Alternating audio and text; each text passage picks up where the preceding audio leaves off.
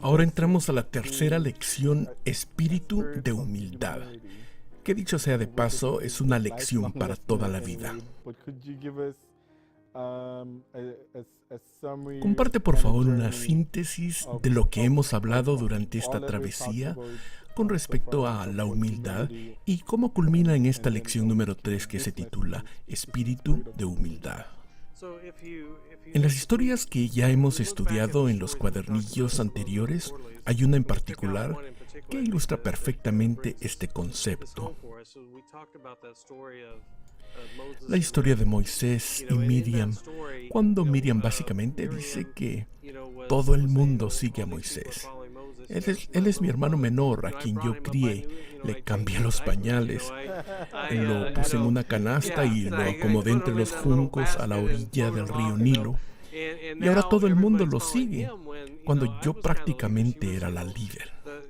Y ciertamente vemos a Miriam en la escritura como líder de las mujeres, pero Moisés es ahora el líder y la gente acepta su liderazgo. Pero Miriam y Aarón criticaron a Moisés y hasta dijeron, ¿acaso no ha hablado Dios también a través de nosotros? Eso no es un espíritu de humildad. No, pero son humanos. A todos nos ha pasado, no nos gusta ser eclipsados, que nos hagan sombra, especialmente alguien que en algún momento vimos como... como alguien con menos experiencia a quien de alguna manera guiábamos. Correcto, donde hubo una inversión de los papeles desempeñados, como lo mencionamos en esa lección. Fue una reacción natural como humanos. En cambio, cuando existe un espíritu de humildad, trascendemos, vamos más allá de lo que consideramos justo. No estamos diciendo que no nos interesa si los demás no experimentan lo que es justo. Al contrario, que nosotros ya no abogamos por lo justo para nosotros. Como cuando alguien más recibe una promoción y podríamos considerarlo como algo injusto, un agravio. Como cuando uno hace todo el trabajo y alguien más recibe el crédito merecido y podríamos considerarlo también como algo injusto. El orgullo herido dice, he sufrido una injusticia, pero el espíritu de humildad trasciende, va más allá de todo eso. Y eso no lo podemos hacer solos como humanos. La única manera es a través del espíritu de gratitud, de gracia, al enfocarnos en lo que se nos ha dado y no en lo que carecemos. Así que por el Espíritu de Dios en nosotros podemos trascender e ir más allá de la justicia. Y podemos decir, me voy a enfocar no en las injusticias en mi contra, sino en yo mismo ser justo con los demás. Miqueas 6:8 dice, lo que pide Jehová, hacer justicia, amar misericordia y humillarte ante tu Dios. Ese principio fue parte de esta travesía donde vimos esta hermana que por ser mayor que su hermano no tuvo un espíritu de humildad cuando ya no era ella sino él al mando. Y ahora llegamos a la lección número 3 del último trimestre este año, donde escogiste la historia de Jonatán, quien sí demostró un espíritu de humildad. ¿Has llegado a alguna conclusión de por qué Jonatán demostró un espíritu de humildad hacia David, siendo que Jonatán mismo era el heredero del trono en ese reino? Así es, era su derecho. Como su padre era el rey, Jonatán era quien le seguía en línea al trono.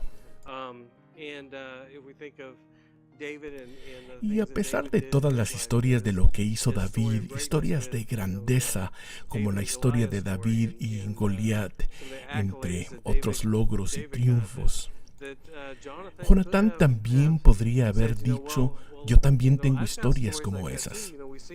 Jonatán le dijo a su escudero, vamos solos tú y yo a donde están los filisteos, porque el Señor puede ganar la batalla ya sea que tenga muchos guerreros o solo unos cuantos. Jonatán mismo tenía historias como las de David. Jonatán tenía derecho, entre comillas, de decir, ¿por qué siguen todos a David? Pero Jonatán no lo hizo así. Y creo que fue así porque en la historia de Jonatán vislumbramos una y otra vez un conjunto de cualidades. Jonatán era fiel a Dios en cosas pequeñas y Dios lo usó en cosas grandes. Más que su grandeza en liderazgo, se subraya la grandeza de sus cualidades en las cosas de Dios. Y eso es lo que verdaderamente cuenta. No es suficiente tener el derecho. Un espíritu de humildad significa hago a un lado mis derechos. Eso hizo Jonatán en realidad. Hizo a un lado su derecho a ser rey, entre comillas. Y en su obediencia a Dios, no se trata de la persona necesariamente ante quien se demuestra un espíritu de humildad. Se trata más bien de obedecer a Dios. Eso es lo que estás diciendo tú, ¿verdad? Jonatán demostró un espíritu de humildad ante David porque era un varón obediente a Dios. Dice la palabra considerando a los demás como mejores que ustedes, lo que habla de una humildad de sumisión mutua. En vez de creer que todo el mundo me debe seguir a mí, se trata de que debemos seguirnos unos a otros y comprender que es Dios quien le da a una persona ciertas verdades y a alguien más otras verdades. Pero al congregarnos como uno en el Espíritu, entonces reconocemos verdades que otros tienen y que nosotros no hemos tenido, y otras verdades que sí tenemos para compartir con los demás, y así es que nos sometemos unos a otros. En otras lecciones has hablado sobre los peligros de actuar de una manera falsa.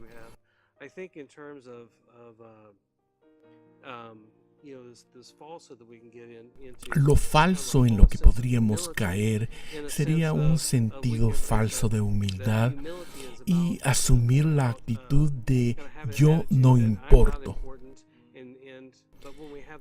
Pero ese tipo de actitud se puede proyectar a los demás y comunicar que nadie importa. Así que hay dos maneras de verlo. Número 1, nadie importa.